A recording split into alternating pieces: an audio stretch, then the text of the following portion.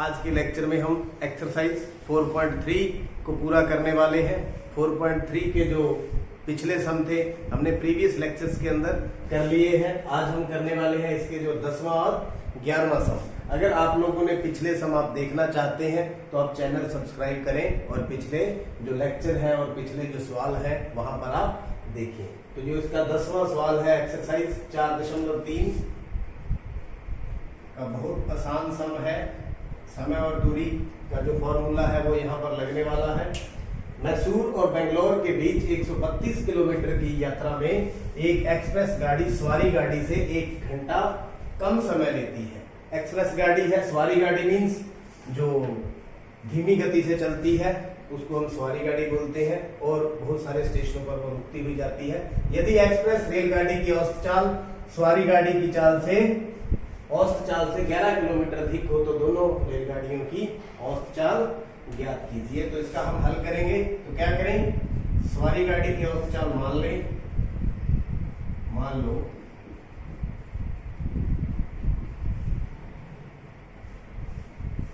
सवारी गाड़ी की औसत चाल कितनी मान लें, x किलोमीटर प्रति घंटा।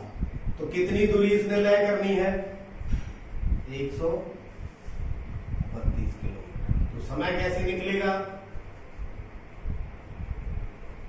दूरी बटा में 4।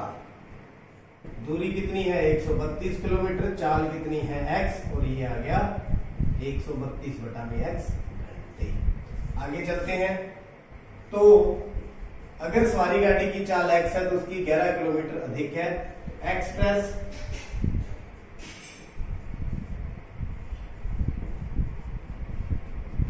रेलगाड़ी की चाल कितनी हो जाएगी, फिर ये x है तो 11 अधिक है तो x प्लस 11 किलोमीटर। और वही मैसूर और बेंगलोर के बीच में दूरी कितनी है, 132 किलोमीटर। तो समय यहां पर कितना रहने वाला है, फिर वही दूरी बटा में चाल। दूरी कितनी है 132, चाल कितनी है x प्लस में 11 घंटे। अब दोनों में जो समय का अंतर कितना रहता है, 1 घंटा। कितना रहता है, 1 घंटा। अब देखिए जो एक्सप्रेस तेज चलने वाली गाड़ी है तो ये समय क्या होगा, कम, और ये क्या होगा, ज्यादा। तो ज्यादा समय में से कम समय को माइनस करते तो अंतर कितना है हमारे पास, 1 घंटा।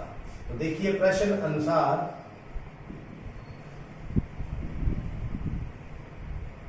132 बटा में x माइनस 132 बटा में जो कम समय है x प्लस 11 बराबर में कितना अंतर है, दोनों में अंतर -1। तो ये आपकी स्थिति आपके सामने है। ये जो है सवारी गाड़ी समय लेती है, ये एक्सप्रेस लेती है, दोनों का अंतर कितना है, 1 घंटे। अब इसको हमने सॉल्व कर लेना है। तो हम ले लेंगे एलसीएम ले लेंगे, एक्स स्क्वायर प्लस 11x, ये इधर मल्टीप्लाई हो जाएगा 132x प्लस 132 को 11 से गुना कर दें, 2 3 1 2 3 1 2 5 4 1 कितना आ गया 1452 माइनस का 132x बराबर में 1। 132 से 132 कैंसल, तो इसको इधर ले जाएं, 1452 एक्स स्क्वायर प्लस में 11x। तो 1452 को धीरे धीरे करते जाएं, उस साइड ले जाएं, एक्स स्क्वायर प्लस का 11x माइनस का 1452 बराबर में 0। तो ये आपके पास द्विघात समीकरण तैयार है। इसको हम हल करेंगे, गुणनखंड विधि के द्वारा हल करेंगे। तो यहाँ पर जो है इसके जो बीच वाले के टुकड़े करने हैं, इसका योगफल कितना होना चाहिए, प्लस का 11x और गुणनफल कितना होना चाहिए, माइनस का 1452 एक्स स्क्वायर। तो आइए देखते हैं, एक बड़ा बनेगा क्योंकि यहाँ माइनस का है। तो 1452 के हम अभाज्य गुणनखंड तैयार करते हैं। कौन कौन से संभावित हो सकते हैं। फिर 2 पे जाएगा, 36 3 पे जाएगा, 12 1 11 पे जाएगा। तो ये आपके गुणनखंड हैं। इन्हीं गुणनखंड में से तैयार होंगे, आप देख सकते हैं। लेकिन किस किस के तैयार होंगे? देखो 11 दिया 33, 11 दूना 22 और 44, एक 44 और एक 33। यही दो फैक्टर हैं जिनका जो अंतर तो प्लस का 11 आ सकता है। यहाँ प्लस लगा ले, यहाँ माइनस 11x, और इनकी गुणनफल जो है 1452 ही आएगी, क्योंकि इन्हीं का ये प्रोडक्ट है। तो माइनस का 1452, इसका मतलब इसके जो गुणनखंड बनेंगे प्लस का 44x माइनस का 33x माइनस के 1452 बराबर में 0। x कॉमन ले लिया, x प्लस 44 माइनस 33 कॉमन ले लिया, x प्लस 44 बराबर में 0। तो x प्लस 44 फिर कॉमन ले लिया, अंदर क्या बच गया? x माइनस 33 बराबर में 0। तो आइए देखते हैं x का मान यहां से हम निकाल लेंगे। एक तो है x प्लस 44 बराबर में 0, x कितना आ गया? माइनस का 44। एक है x माइनस 33 बराबर में 0, तो x बराबर कितना आ गया? 33। तो हमने क्या निकाल रहे हैं यहाँ पर? गाड़ी की चाल। तो चाल कभी ऋणात्मक, चाल कभी ऋणात्मक नहीं हो सकती, तो इसको हम छोड़ देंगे। तो x का मान कितना आ गया? 33। x क्या माना था? सवारी गाड़ी की औसत चाल। तो सवारी गाड़ी की औसत चाल कितनी आ गई? फिर 33 किलोमीटर। लेकिन दूसरी गाड़ी दोनों की निकालनी है, तो एक्सप्रेस की, एक्सप्रेस गाड़ी की औसत चाल x प्लस मतलब 33 प्लस 11 बराबर में 44 किलोमीटर पर आवर। तो मैं उम्मीद करता हूं दोनों गाड़ियों की चाल यहाँ पर जो निकली है आपको समझ भी आ गई होगी। आइए देखते हैं इसका अंतिम जो सवाल है, वर्गों से संबंधित है। इसका हल करते हैं। दो वर्गों के क्षेत्रफलों का योग 468, उनके परिमापों का अंतर 24 मीटर हो तो दोनों वर्गों के भुजाओं की भुजाएं ज्ञात कीजिए। तो ये देखिए आप, मान लीजिए ये एक वर्ग है हमारे पास, कोई भी वर्ग है A, इसकी भुजा कितनी मान ले? x metre. और ये कोई वर्ग है B, जिसकी भुजा कितनी मान ले? y metre. तो मान लो वर्ग A की भुजा कितनी मान ले? x metre. कितनी मान ले? x metre. तो इसका क्षेत्रफल क्या होता है वर्ग का?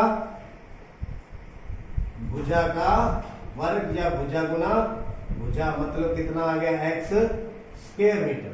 x स्क्वायर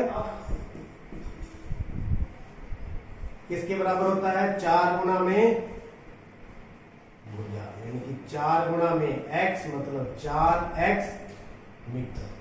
तो ये पहले वर्ग का हमने क्षेत्रफल भी देख लिया, परिमाप भी देख लिया। अब बारी करते हैं दूसरे वर्ग B की भुजा कितनी मान ले? y metre. तो क्षेत्रफल फिर कितना हो गया? y स्क्वायर मीटर स्क्वायर, और परिमाप 4 गुना में y मतलब 4y मीटर। तो ये दोनों भुजाओं का हमने डाटा लिख लिया। अब प्रश्न के अनुसार चलते हैं। क्या बोलता है प्रश्न के अनुसार? दो वर्गों के क्षेत्रफलों का योग, पहले का कितना है? x स्क्वायर, दूसरे का कितना है? y square. x square plus y square बराबर 468। 468। तो ये पहली स्थिति। उनके परिमापों का अंतर, पहले का परिमाप कितना है? 4x, दूसरे का परिमाप कितना है? 4y, अंतर कितना है? 24। तो देखिए यहां से कॉमन आ रहा है 4, तो कॉमन ले ले, x माइनस वाई बराबर में 24। x माइनस वाई बराबर में 24/4 काट के कितना आ गया 6। x माइनस वाई बराबर में 6। तो ये दूसरी स्थिति। यहां से हम x की वैल्यू निकाल लें तो कितनी आएगी 6 प्लस में y। इसको नंबर क्या दे दें 2। तो यहां से दूसरे समीकरण से एक में समीकरण वैल्यू x की हम भर दें। x बराबर 6 प्लस वाई समीकरण 1 में रखने पर, तो यहां पर x की जगह ये हमारे पास सिचुएशन थी, यहां पर रख देंगे 6 प्लस वाई का whole square plus y square बराबर में 468। तो इसको सॉल्व करेंगे, यहां सूत्र लगाएंगे a प्लस बी का whole square a square plus b square plus 2ab। ये यहां पर सूत्र लगने वाला है, तो लगा दें सूत्र। a स्क्वायर मतलब 6 का स्क्वायर वाई का स्क्वायर प्लस 2 गुना 6 गुना में Y 2ab plus y square बराबर में 468। 6 गुना 6 36 प्लस वाई स्क्वायर प्लस ये हो गया वाई स्क्वायर, कितना लिख दूं 2y स्क्वायर प्लस 12y 468 को इधर उठा लाऊं बराबर में 0। तो मानक रूप में लिख दें इसको 2y स्क्वायर प्लस 12y 468 में से 36 को माइनस कर दें 2 3 और 2 4 432। कितना बच गया माइनस का 432 बराबर में 0। तो इसको और सरल कर ले, 2 यहां पर कॉमन है ले लें Y square plus 6y minus 216 बराबर में 0। तो y square plus 6y minus 216 0 बटा में 2 बराबर में 0। अब बच गए, हमने इनके क्या करने हैं गुणनखंड। तो गुणनखंड इनके कैसे करें, 216 के भाज्य गुणनखंड हम जांच लें। 2 पे गया 54, 2 पे गया 27, 3 पे गया 9, 3 पे गया। इन्हीं में से गुणनखंड आने हैं। तो किस तरह से गुणनखंड आ सकते हैं, जिनका योगफल कितना होना चाहिए प्लस का 6y और गुणनफल कितना होना चाहिए माइनस का 216y स्क्वायर। तो यहां पर देखिए 3 3 9 दूनी 18 तो 1 ले लें, 3 दूनी 6 दूनी 12 1 ले लें, 12 और 18। देखिए इनका हम सम करेंगे तो कितना आ जाएगा प्लस का 6 गुणा करेंगे तो माइनस का 216 आ जाएगा। इसका मतलब 18 और 12 हमारे गुणनखंड आने वाले हैं। तो y square plus 18y minus 12y minus का 216 बराबर में 0। y यहां से कॉमन ले लेंगे, y प्लस 18 यहां से 12 कॉमन आ गया माइनस का, y प्लस 18 बराबर में 0। तो y प्लस 18 हमने कॉमन ले लिया तो y माइनस 12 बराबर में 0। तो y की वैल्यू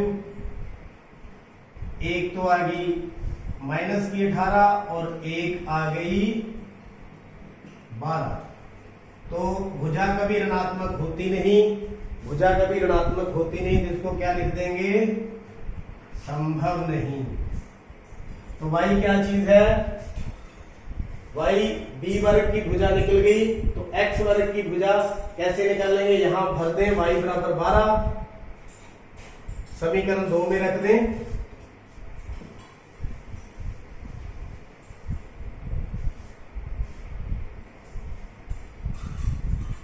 तो y बराबर 12 समीकरण 2 में रखने पर, ये देखिए x बराबर 6 प्लस में y, x बराबर 6 प्लस 12 मतलब 18। एक वर्ग की भुजा कितनी आ गई 18 और दूसरे की 12। एक वर्ग की भुजा